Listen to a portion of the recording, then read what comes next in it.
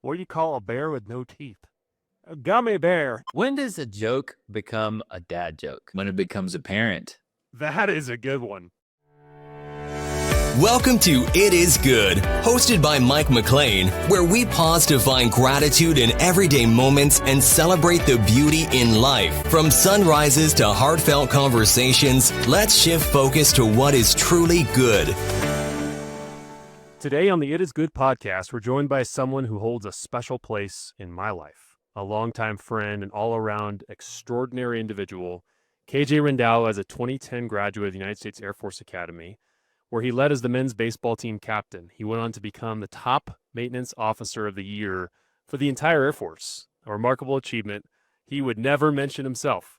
After 14 years of distinguished service, he made the bold decision to step away from the military and is now serving as the International Mobilization Director for AMES, where he's making a global impact by mobilizing efforts to reach unreached communities. He's married to his wonderful wife, Jess, and is proud father to the cutest little boy, Luke. KJ, welcome to the show.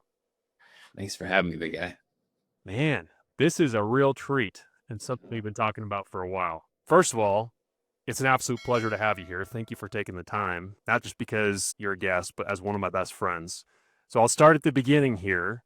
What led you to want to attend the Air Force Academy, and how did that shape who you are today? It's always a pleasure, dude, just to talk life with you, talk things that matter with you. So doing this is a privilege for me too. So yeah, that's a great question. Honestly, I do get asked that a lot. Like I'm sure you do as well. You know, when someone finds out you went to the United States Air Force Academy, it's just one of those things. And for me, you know, growing up, I always kind of had this draw to the military in general. I really did. Just was kind of fascinated with all things military. I mean, a little bit of background for me too. I'm first generation American. Both my parents immigrated from India, grew up in a household that I heard a lot of different languages spoken. My dad was actually in the Indian Army, believe it or not. And so that was kind of like hearing his story is kind of my first real introduction to what the military was. And then, of course, both my parents loved this country. It was kind of the American dream for them, or at least for my dad, I should say. And that kind of just sparked something in me, being drawn to the military. And then as I grew up, I have an older brother who's 3.5 years ahead of me. When he was going through high school, one of his best friends went to the Air Force Academy. And so anytime he would come back on breaks and stuff, I'd pick his brain, and I was just drawn to it. And I knew it was something that was the non-standard way of going to college and doing that. I loved baseball growing up, played a lot of baseball, and I wanted to keep playing in college too. And I had some chances to go to some smaller schools and stuff. And then it all kind of just fell into place. I got into the prep school, is where I met you, and where life just really began in so many ways, man. And so I was just drawn to it from the beginning. And then the Air Force Academy shaped me in so many ways. It was the pressure cooker of life in such a formative time in life. And so in and of itself, I think, it just pulls those things out of you that you don't know are there, that you need to confront. You get put in this alternate universe, so to speak, for 4 or 5 years. And you have choices to make every day, whether you're going to lean into those hard things that you're confronted with, or you're going to not make it through. But really, fundamentally, outside of the Air Force Academy itself, that's where I actually came to faith. So I gave my life to Jesus shortly after coming to the academy, and that changed everything. So yeah, that's what it was. And that's the old saying that goes around is the academy was a horrible place to be, but a great place to be from. I don't think it was a horrible place to be. Just maybe it was because of the unique set of circumstances that I kind of went through, and obviously life-changing things for me. But I look back on that time very fondly. Made some of the best friends in my life, and really, the Lord really used it to set me on a trajectory. So Yeah, you say that now, but I'm going to put that to the test here. I'm going to go a little bit out of order. I'm going to pull up a video, and I want to just get your response to said video here. Yep. All right.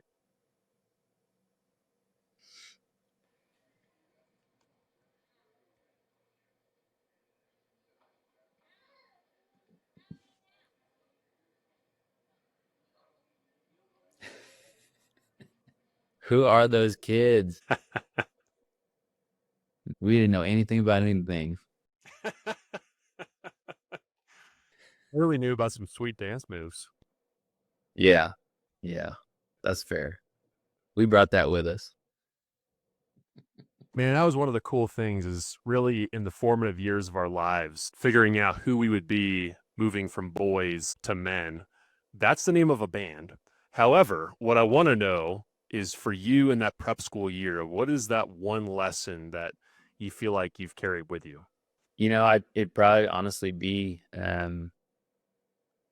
relationships get you through, I'd say, the gift of being known, truly being known. And the result of that is lifelong friends that are going to be able to see you through some of the most difficult things that you don't think you could get through by yourself.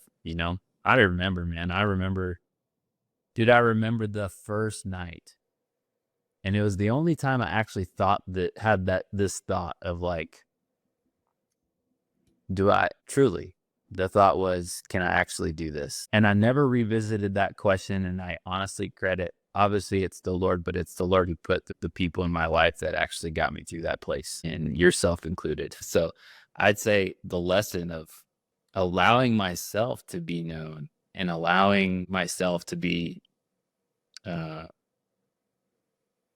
just in a place where I can enter into meaningful, deep brotherhood with others, in such a way that requires vulnerability, requires asking for help, and then hopefully being able to offer that to others, but I think that's what it is. And you take that with you in the Air Force, man. There are times in my career where outside looking in, you would think it's the biggest, baddest Air Force with the best logistics and the best toys and everything that causes us to be successful in what we do. But I will tell you unequivocally, it's the team. It's the team. If it's a good team is what gets you through, and people that you can actually rely on to get the job done, that's what gets you through. And I think that seed was planted in me when I was 18, I remember the first night I called God sir. That's how brainwashed I was. I think that first night there was a sprinkler that they thought would shoot over everybody's head, but it's 6'8", kept spraying me in the face. And that somehow like brought me into the moment more, where I was like more brainwashed than anybody else. That's really why they put you at the front of the line, man. That's really what it was. Oh man. That first night, I would love to just stay here and hear more about memories you have and thoughts, but I'll move on. Dude, I got to know the back of your head a lot better than I got to know you those first few weeks. That's for sure. No, just like you and I were flight leads together a lot, actually. Definitely remember that. There's a reason we were able to eat Pop-Tarts together, which I do not condone anymore. No. Pop-Tarts are terrible, and we ate so many of them. In every regard, the fact how we were playing basketball at a collegiate level on Pop-Tarts make no sense. Like, there's no actual redeeming quality of Pop-Tarts. Let's just be honest. And the only thing that you look back and go, man, those Pop-Tarts are so good, is the experience around them. It's just endearing, that there was a Pop-Tart between us. That is actually a really profound statement that I could double click on. The conditioning that occurs when you connect something to a memory or relationships. Yeah. You were the men's baseball team captain at the academy. Honorable mention, freshman All-American. Can you share some of your favorite memories from those days and perhaps some lessons that you learned along the way? Yeah, man. For the record, let's just be honest. I was a average baseball player that overachieved at very strategic times to be put in the lineup. I think they call that clutch. Man, baseball all of my life was such a release for me. That was an escape from everything else that was going on in life that wasn't so good. And it kind of paired that in the same way at the academy. Like, I mean, talk about a freshman at the United States Air Force Academy, all that you're enduring. And that was the escape. And that's where I could just be myself, do what I knew how to do, and bond with teammates, But I'll tell you what, that freshman year, I mean, it ended great. And personally, in terms of like, I kind of found my rhythm, but it was a hard road getting there. I remember, I worked my tail off just to get on the team and to, make that the starting lineup. But man, I couldn't hit a beach ball for the first few months of the season. And I remember, and then I was booting every ball that was hit to me at short virtually. And I remember my coach, he sat me, he benched me, but he said it was the best lesson that I could ever learn. He goes, you need to get out of the game because you need to watch what's happening. You've played your whole life. You've played this game your whole life and you've been successful by not watching, but by just doing. And you're just playing off of talent. You can't do that at this level. And so what he did was he sat me, but he in the dugout, he would not allow me to be anywhere but right next to him.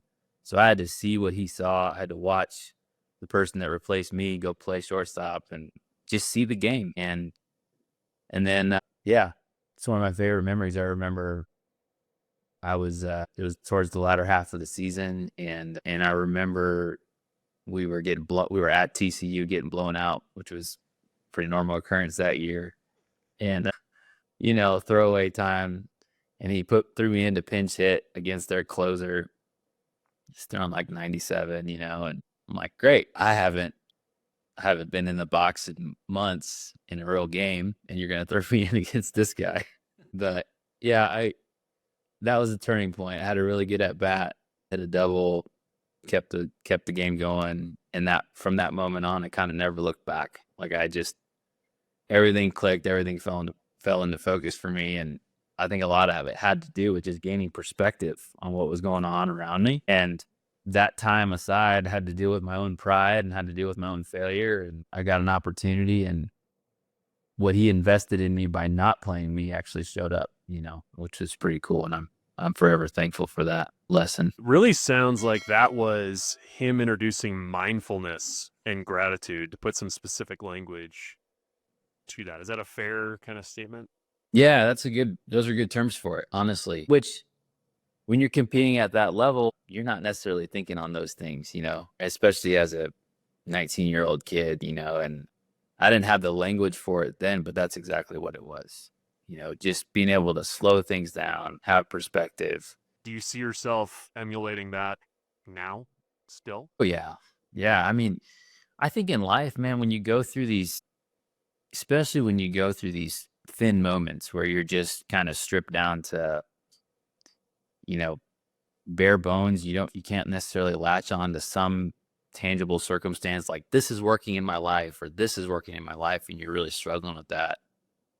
Most of the time it's because you have zero perspective on the things that you could be very grateful for, and you think about all of the things that God has put in our lives, the very breath that we breathe. There's thankfulness that should be wrapped up in all of that. But when our perspective gets so narrow, we not only overlook that, but we diminish it. We diminish being alive even, let alone all the other things that we have to be grateful for, So I absolutely, I would say that's a daily practice for me of gratitude, really trying to see from his perspective what he sees and the reasons that we have to be thankful for, without a doubt. I think it's a really interesting point to really see like a high-level Division I athlete that's using these principles that absolutely changed my life, even just 2 years ago, spending that time. And for me, meditation and gratitude exists with looking at what's good in terms of God's creation, his design, both for me and the world around me, and taking that time to pause and really take in everything going on around, which is so hard to do when you're just moving throughout the day constantly. Just things in America are rampant. Absolutely. Even just a fundamental example, walk outside. We live in the great state of Colorado. Look at that beautiful front range that we get to look at here in the Springs every day, and the Bible talks about how God's nature is actually revealed. His nature, who he is actually revealed in all of creation. You can step right outside and see elements of who he is, and like the word says how the glory of God, like the heavens declare the glory of God, man. And link that to goodness. Think about it. Moses was on a mountain talking to God, and he asked, "Can I see your glory?" What a profound question, right? Like, he's on a mountain. God has been speaking to him, and he asked, "Can I see your glory?" And there's just this beautiful exchange that takes place between them where God says, "I'm going to let my goodness pass in front of you." Moses asked to see his glory, and God understood, yeah, you're going to see my glory, which is actually my goodness, pass in front of you. There's something to it, man. So talk about what is good. He's good. His nature's good. His glory is his goodness. And we get a chance to partake of that, receive that every day if we'll look, even like Moses did, if we'll ask, you know? Yeah. And then he glowed for a long time after. Yeah, he did. I think that's kind of profound. Yeah. That's there's definitely yeah. And to think that was a fading glory, we have a greater privilege even today, you know. Could unpack that for a while too. Right? It begs the question, how often are we beholding his goodness? That's good. Yeah. It is good. It is good. There it is. Turns out the name's there for a reason. All right, brother. So, as I mentioned in the introduction, you were recognized as the top maintenance officer of the year for the entire Air Force, which is just a monumental achievement. Speaks volumes of your leadership and just dedication to whatever you put your mind to. Having served as a squadron commander both in garrison and during deployment, what motivated you to excel in those demanding roles, and why do you often choose to keep those achievements under the radar? See what you did there. That was a pun if people didn't understand. Radars. We have radars in the Air Force. You know, I'll tell you, I'll just be super transparent with you, man. As you can attest, I think the Air Force, I'm sure this is true across multiple professions, right?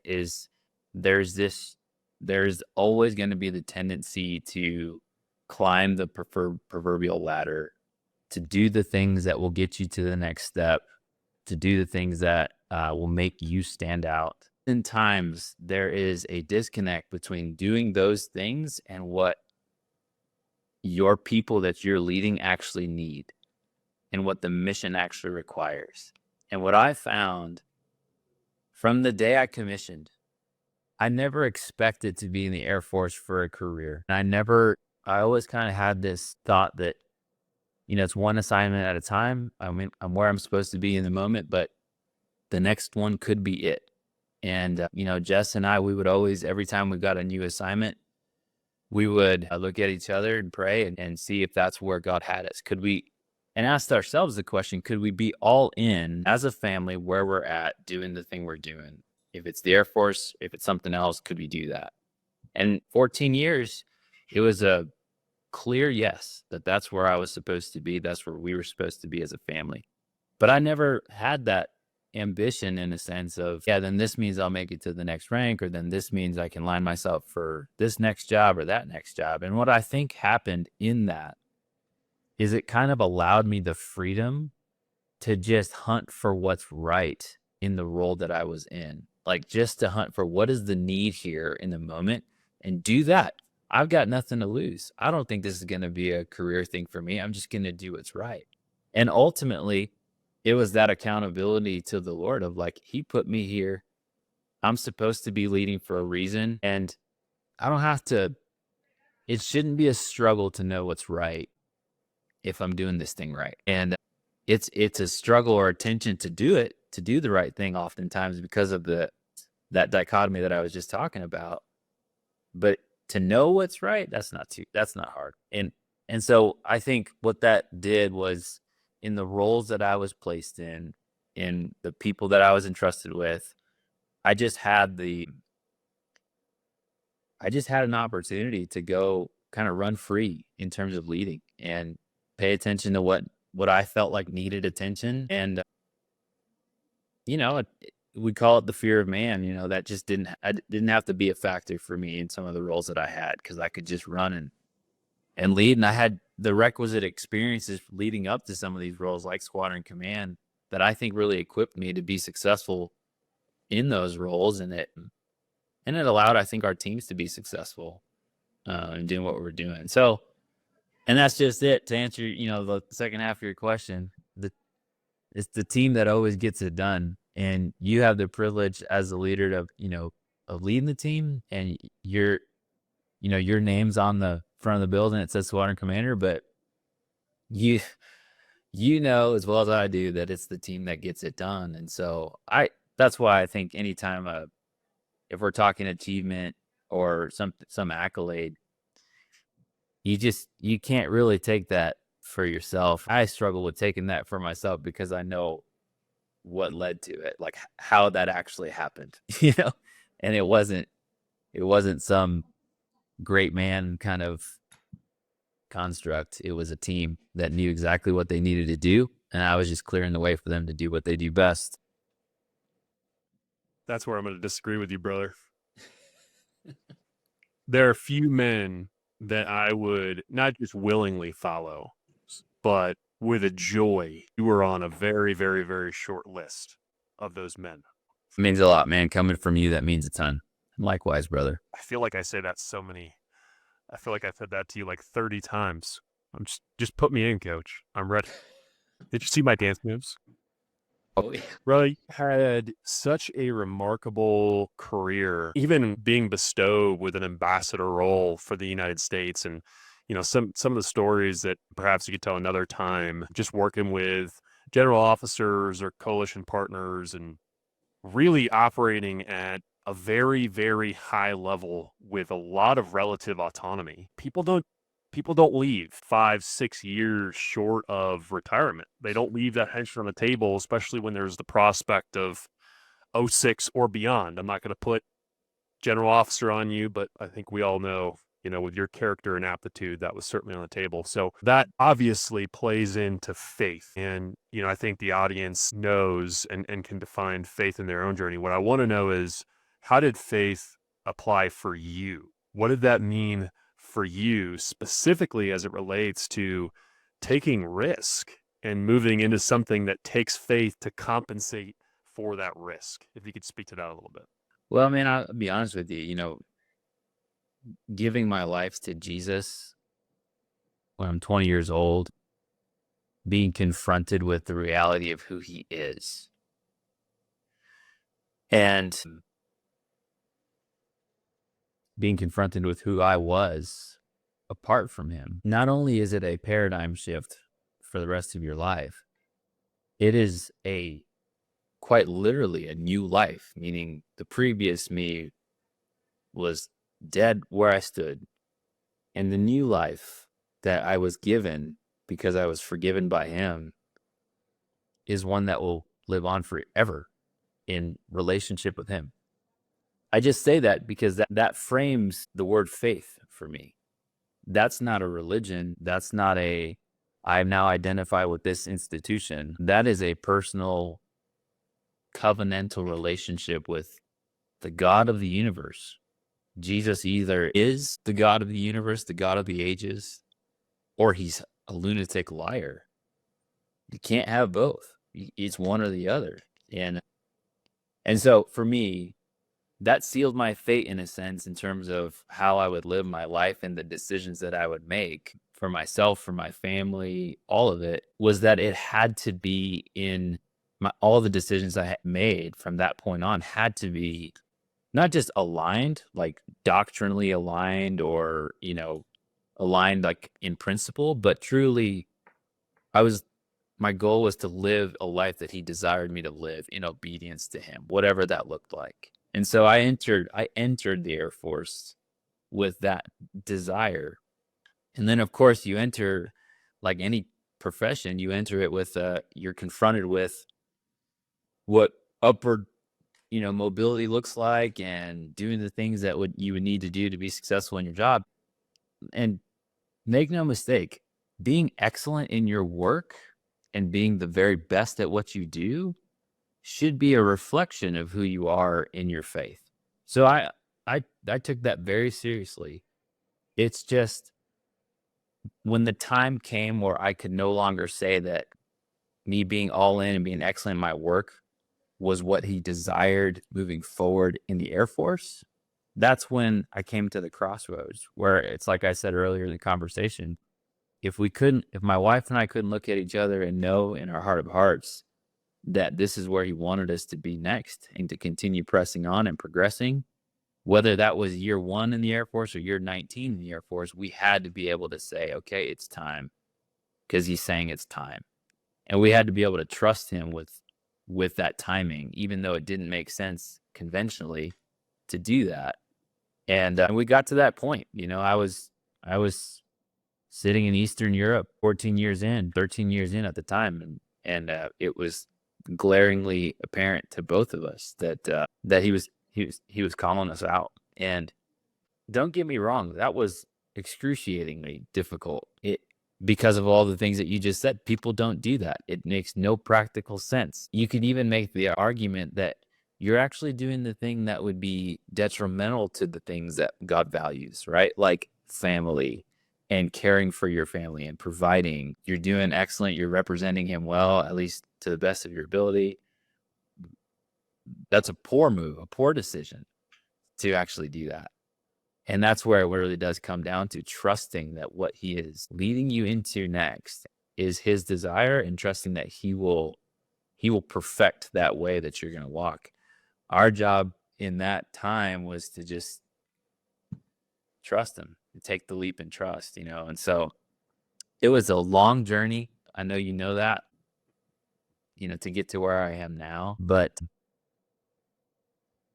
a worthy journey, because I think what kind of happens to all of us, I think, when you are in a set career for a long period of time, is you just kind of settle in and you let certain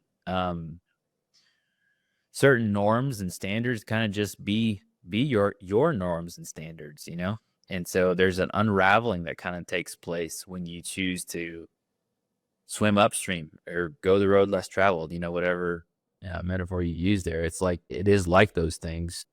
And you just have to trust and keep walking out that process, which is what we just kind of walk through, but it's all worth it.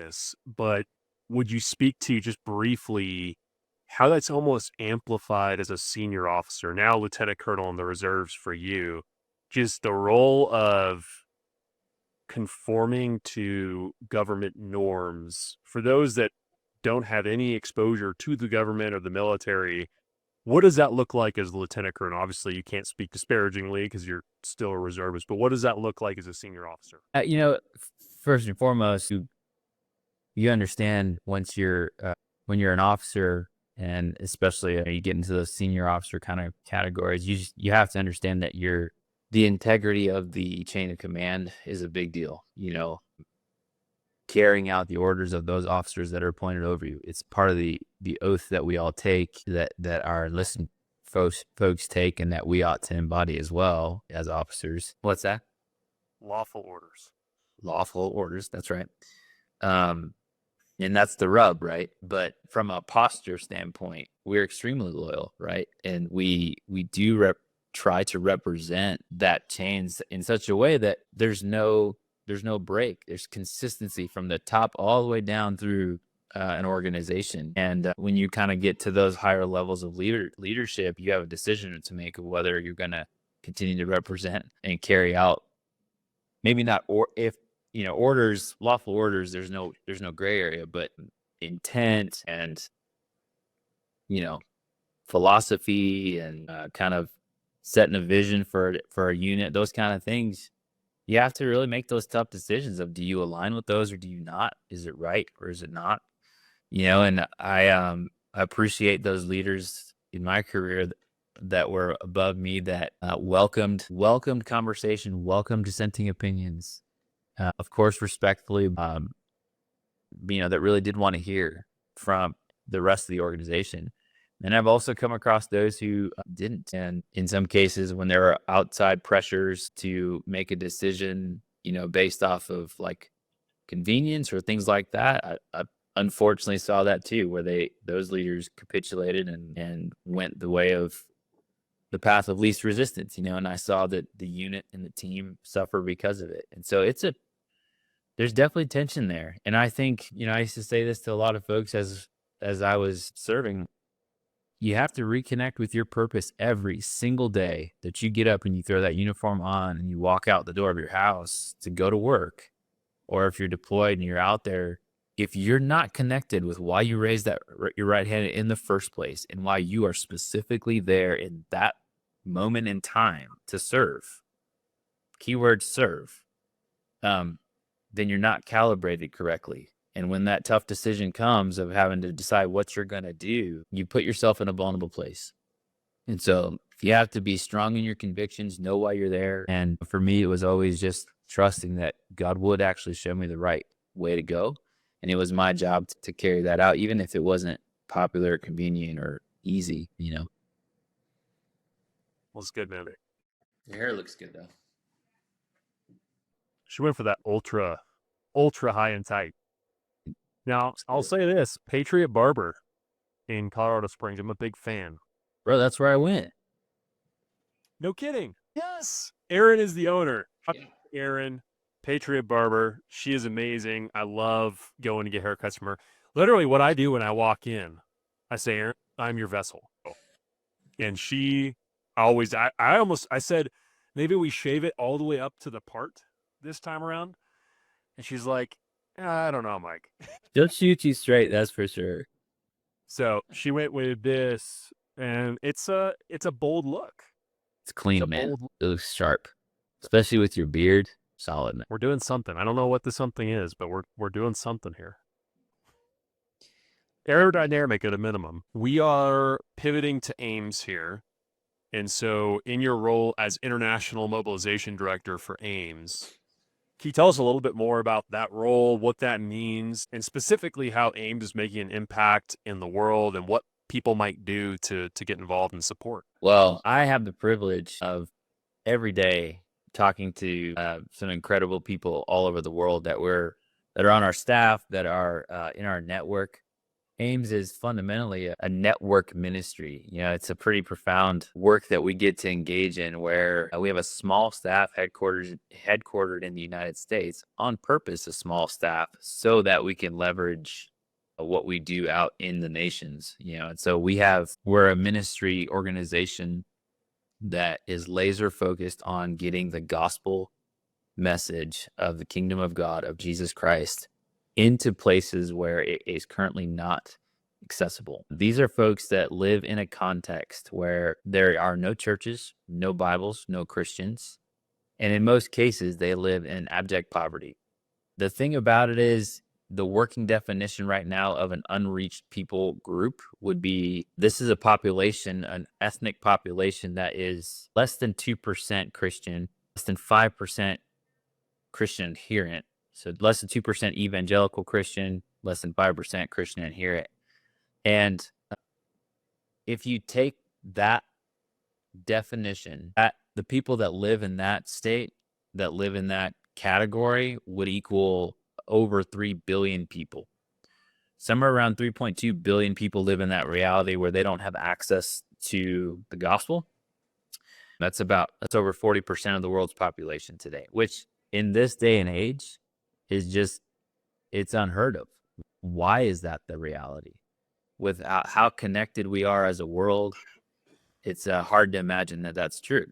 So I get the opportunity as the mobilization director to work with people all over the world who are like-hearted, like-minded, that are trying to also get the message of Christ into these populations. We mobilize the local churches closest to those populations by getting them training, by getting them resources, the material and immaterial resources to really actually get into these places where they have no access to the gospel. That's what AMES does. AMES is laser focused on that. Obviously AMES is not the only ministry that does missions work, and so we'd be classified as a missions organization, not to throw too many facts at you, but just to give you context for the reality of what we're working with and the space that we're working in. 97% of the world's current missionary activity, so if you take all the missionaries and missionary organizations that are working in the world today, 97% of them are actually working in a context where the gospel is already where there are churches established, where there's already work being done with the message of the gospel. And not to say that that's not needed. People right down the street, we all need the ministry of the church. But surely, if there's 3.2 billion people that have no access to the gospel, then that means that surely more than 3% of the current missions landscape should be trying to reach them. The fact that, clarify, KJ, are you saying 3% of resources go to the 42% that don't know the name of Jesus? I'm just saying 3% of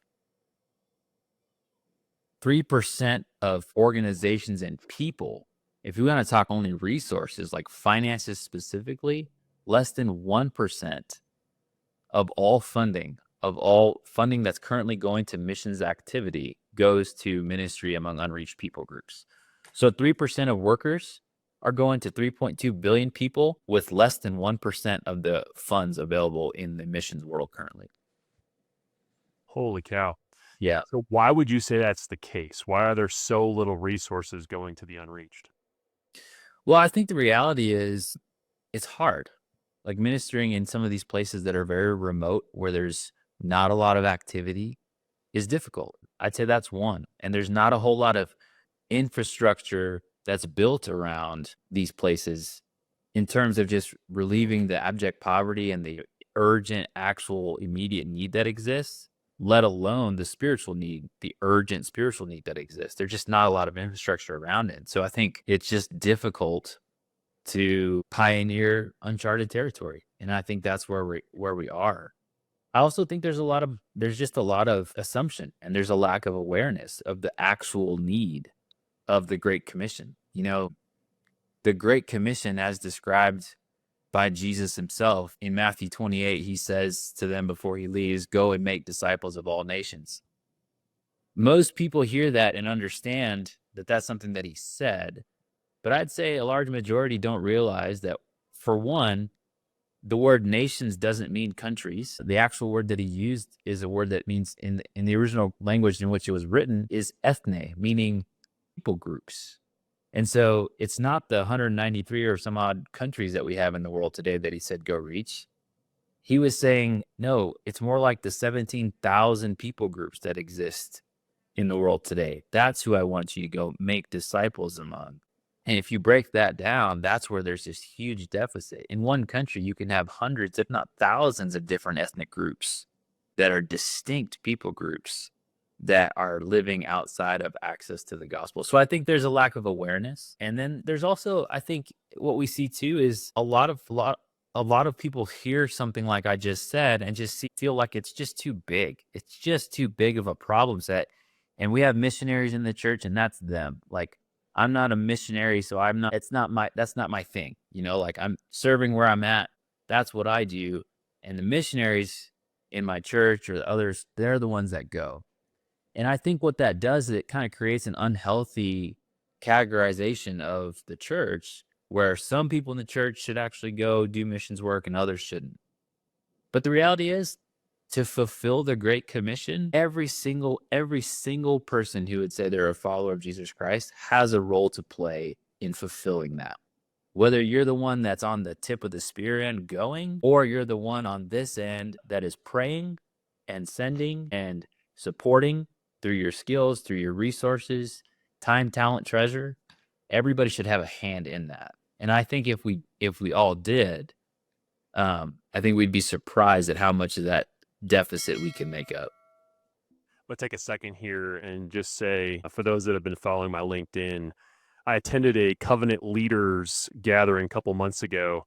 And I've said to KJ multiple times, now the KJ is an AMES guy. I'm an AMES guy. I'll always be an AMES guy because I'm a KJ guy. And there's just such a depth of trust in anything he's doing is not just going to be an important thing, but the level that it's executed at is going to be, as you've seen throughout his entire career, just a notch above excellence. And so about a month ago, I saw an opportunity really to help get the word out. And that's not the purpose of this podcast. I want to introduce people to who KJ is, who is a remarkable, easily top 5 people that I would want to have on the podcast. If I could choose anybody, Jesus is another one. That'd be great. Come on, Jesus.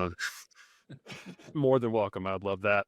But I think the importance and the significance of the Father's heart as it relates to the work that AMES is doing is what stood out to me, and why I really wanted to come alongside and help you and Josh and Bevan and the rest of the crew at AMES, because it's such an important work. And so if you would just share with those that are tuning in how they can get involved, why they should get involved, what those funds can do to really make an impact, or prayers can do to make an impact around the world. Yeah, absolutely. Well, the first and foremost, honestly, and easiest way for anybody to get involved, no matter where you are, what you're doing, is through prayer. And the way that we kind of formalize that in a sense is we actually organize adoptions of people groups, where anyone, anywhere in the world can adopt a people group, which all that means is just be committed to praying for that people group, that God would actually move among that people group, speak to people's hearts, and reveal who he is, and that God would actually send workers we call them laborers in the harvest, which is what the Bible describes us as, but that he would send them. So prayer is the enduring work, the first and enduring work of all missions activity. And so we just say that it's honestly inexcusable that there are entire people groups, thousands in the world today, that not a single person is praying and interceding for them. And so that's what I would just say is number one is, if you don't know where to start, if you don't know how to get involved, what to do, connect with us and ask to adopt a people group. We do a ton of research and a ton of the legwork to equip you with the resources to pray. So we'll educate you about who the people group is.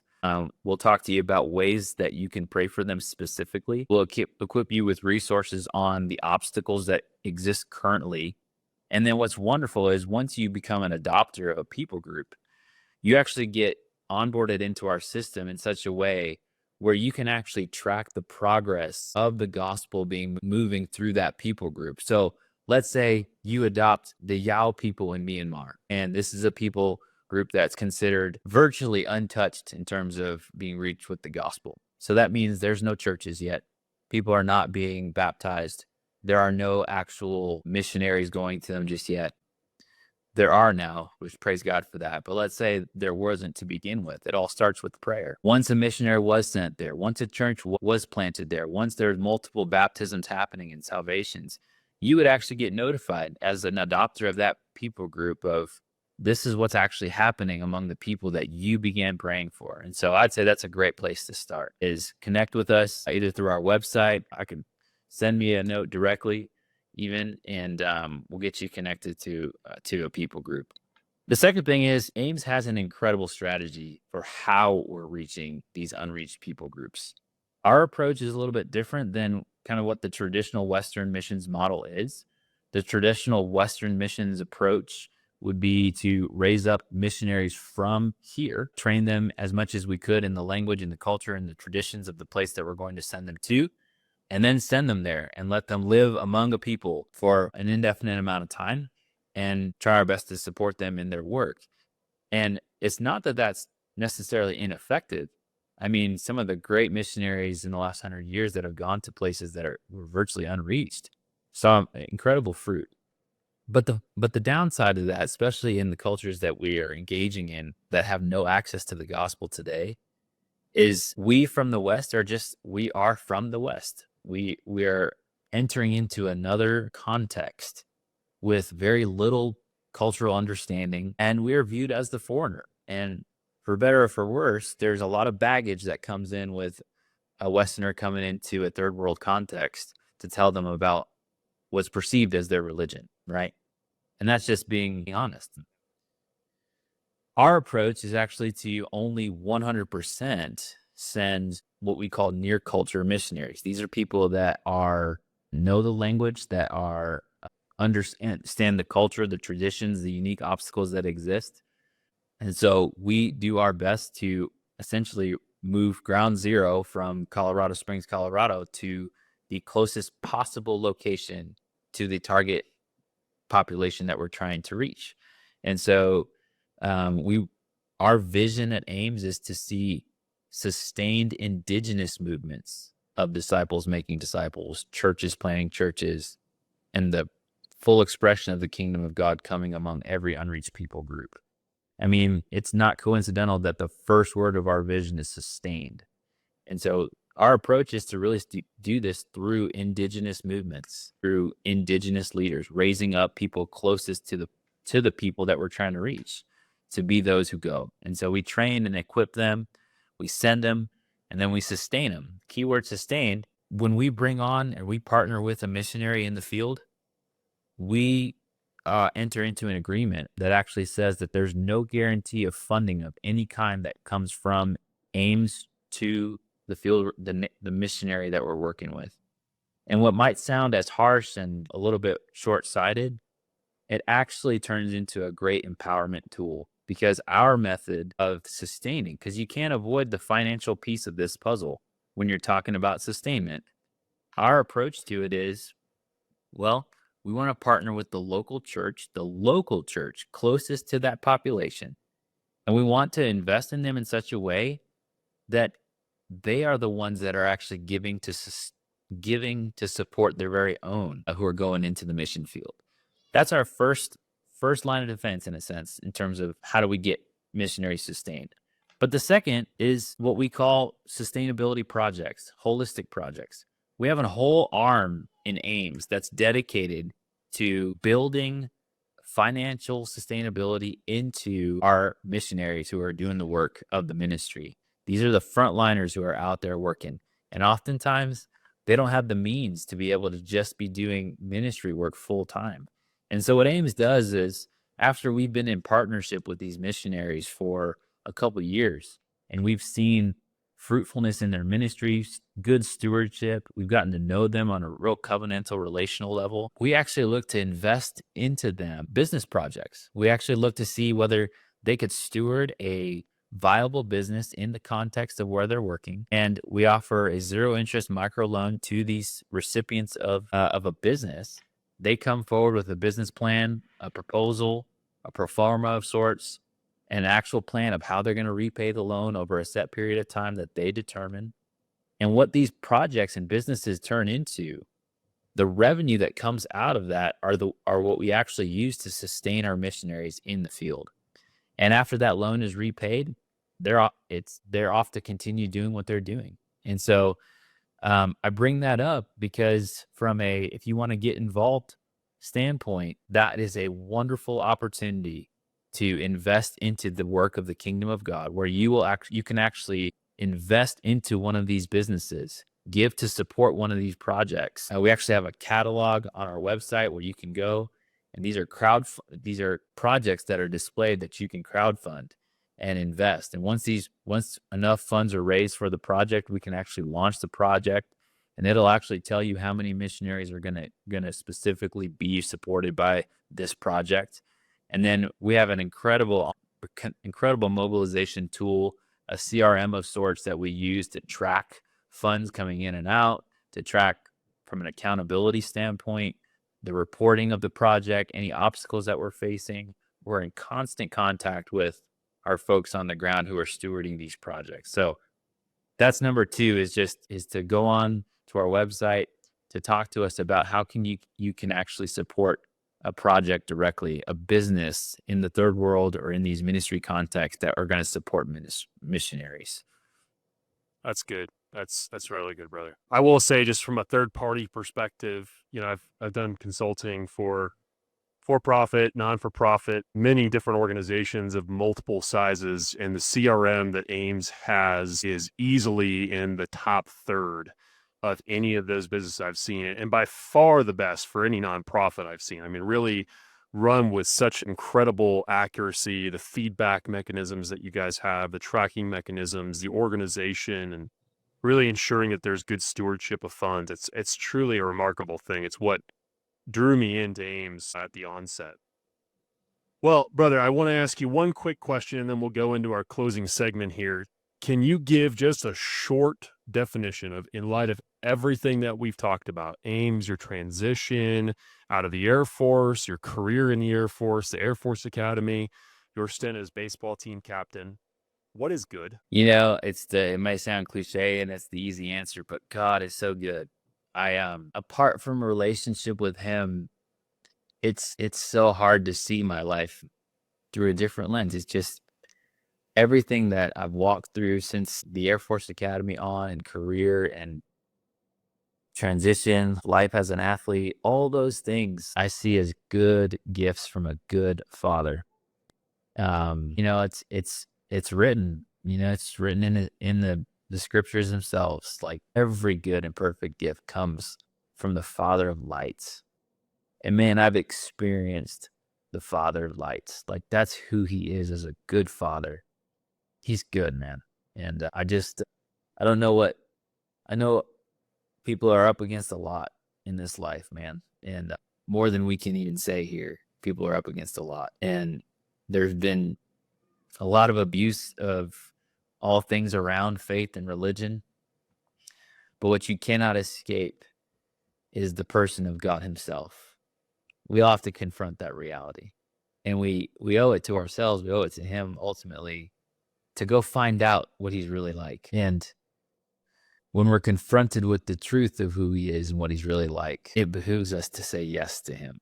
And I'll just say, if you look at my life of anything that I have done or am doing now, especially more overtly what I'm doing now, it'd be easy to say you just kind of did that based off of principle and interest and what you like. But, you know, the reality is, I didn't say yes to coming to AMES. Like, I said yes to him, as in, I love him and I believe that he has a desire for me, for my life. And I also believe that there are things on his heart that break in the world today. And so I just said yes to him and truly just wanted to live and be where he wanted me to be. It's the blank check kind of thing, you know? And when you say that, it's a scary place to be. But at the same time, you allow him to place you exactly where he wants you to fulfill what's in his heart. And that's a beautiful thing. And that's how I ended up at AMES, where 14 years as a maintenance and logistics officer are now translating, and all those skills that he's developed in me are now being brought to bear on this work that matters to him. And he's the one. You know, it's not like some people are called to say yes to him. And I was, honestly, for anyone who's a follower of Jesus, it's that's the standing call that's on your life, to go and make disciples of all nations, to love God with all your heart, soul, mind, and strength. And man, we joined the military and we raised our right hand, and that was in response to a standing call of our nation that needed defense. Right? It's all voluntary, and you just say yes. That's the blank check that we made, right? Well, there's that for the body of Christ right now in the world today. It's that standing call of Jesus saying go. And I'll go so far as to say it's not a standing call so much as it's a command. Go. And let him work out how it is that you go. If you say yes to him, let him work out how he's going to place you in his perfect wisdom, being the master strategist that he is. He'll place you. Yeah, I would also just add to that, you know, there's such a joy and peace that comes with living in his design for us. And it's really just acknowledging that he created us. And so you made the statement that he is light. And that feels like a great segue into something light and something that he created, which is clearly dad jokes. That bright. It's time for the segment, Grin and Share It. Right. I'm going to I'll actually give you the honors of reading your first dad joke, and then I will respond after a brief pause just to see if you get me with my own dad joke. And we go back and forth until All right. it cracks. Sound good? Man, I don't know what I have left in the tank in terms of dad jokes, but I'll do my best here, man. Go ahead, rip it. What kind of shoes do frogs wear? Open-toed cheese. What did the ocean say to the beach? Nothing. It just waved. Hey, my neighbor just gave me a brand new roof. Said it was on the house. Does it count if I laugh at my own best joke? Set it up as if it's like haphazardly, like, oh, this just came to me. That is outside the bounds of the game. I told you I didn't have much, man. It wasn't even the dad joke that got me. It's like you're like, oh, hey. All right. Why can't your nose be 12 inches long? Because then it'd be a foot. What comes once in a minute, twice in a moment, but never in 1,000 years? The letter M. What do you call a bear with no teeth? A gummy bear. It's all in the delivery. When does a joke become a dad joke? When it becomes apparent, clearly. That is a good one. I like that. Why did the golfer bring 2 pairs of pants? In case he got a hole in one. What kind of shoes do ninjas wear? Tell me. Sneakers. Why did the tomato blush? I haven't the faintest. Because it saw salad dressing.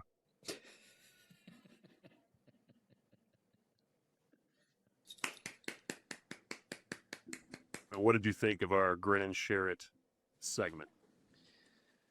It's an apt description. It turns out it's a literal description. Yeah.